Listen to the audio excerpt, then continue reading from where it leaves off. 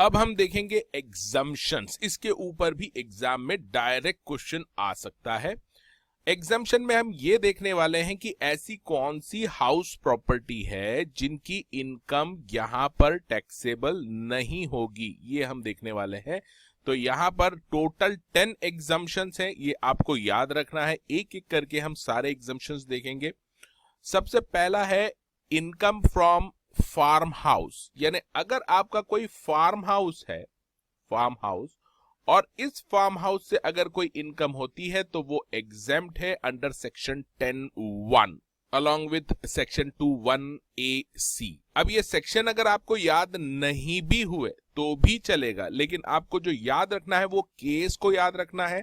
और केस ये है कि फार्म हाउस से अगर कोई इनकम होती है तो माना कि ये हाउस है लेकिन ये इनकम एग्जेम्प्ट है अंडर इनकम टैक्स एक्ट। सो फार्म हाउस की इनकम एग्जेम्प्ट है इनकम टैक्स से। दूसरा देखते हैं annual value of 1 palace of ex ruler under section 10(19)A। अब ये देखिए, पहले हमारे यहाँ पर राजा महाराजा हुआ करते थे, किंग्स होते थे, उनके बहुत सारे पैलेसेस होते थे।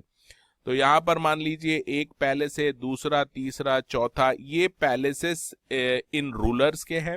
अब ये पैलेसेस में से कोई भी एक palace as per the choice of the ex ruler, वो जो एक्स रूलर है जिसके ये पैलेसेस है, as per choice of the ex ruler कोई भी एक पैलेस, मान लीजिए ये वाला पैलेस है, इससे जो भी इनकम हो रही है उसको, इसकी जो भी एनुअल वैल्यू है इस पैलेस की, वो टैक्सेबल नहीं रहेगी। तो कोई एक पैलेस की इनकम टैक्सेबल नहीं रहेगी as per the choice of the ex ruler.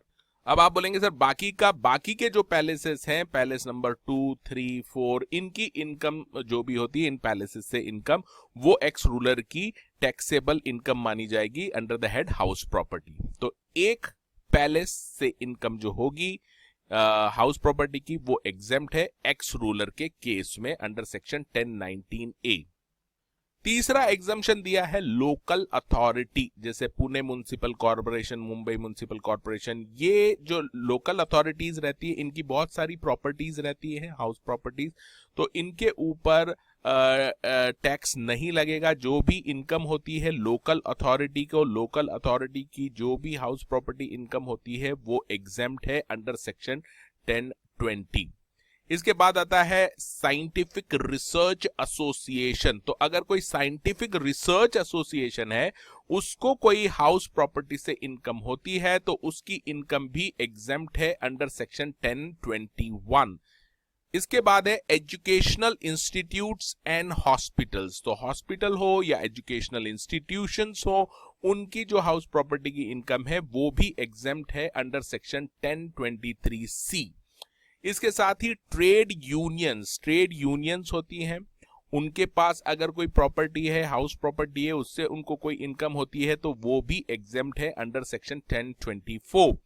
इसके बाद चैरिटेबल ट्रस्ट, चैरिटेबल कोई ट्रस्ट है, उसके पास प्रॉपर्टीज है, उनसे जो भी इनकम होगी वो एग्जेम्प्ट रहेगी अंडर सेक्शन 11। इसके बाद आता है property income of A political party. आपको पता है पॉलिटिकल पार्टीज होती हैं, इलेक्शन कमीशन के साथ वो रजिस्टर्ड होती है। ऐसी पॉलिटिकल पार्टीज के पास जो भी इनकम आती है, income from house property, it will be exempt under the income tax under section 13(A). तो 13(A) में क्लियरली लिखा है कि कोई भी इनकम होती है हाउस प्रॉपर्टी से पॉलिटिकल पार्टी को तो वो एग्जेम्प्ट है। इसके बाद ओन बिजनेस और प्रोफेशन, यानी कोई पर्सन है, इसके पास हाउस प्रॉपर्टी है, लेकिन अगर ये पर्सन अपने ओन बिजनेस या प्रोफेशन के लिए, ओन यानी खुद का बिजनेस या प्रोफेशन कर रहा है, उस प्रॉपर्टी से में यूज कर रहा है उसको खुद के बिजनेस या प्रोफेशन के लिए, तो ऐसी प्रॉपर्टी की इनकम भी एग्जेम्प्ट मानी जाएगी अंडर सेक्शन 22। और इसके बाद आता है last exemption, one self occupied property. तो मान लीजिए एक पर्सन है, उसके बाद A, B और C 3 हाउस प्रॉपर्टीज हैं। अब ये तीनों उसके पास प्रॉपर्टीज हैं, इनमें से as per the choice of this person कोई भी एक प्रॉपर्टी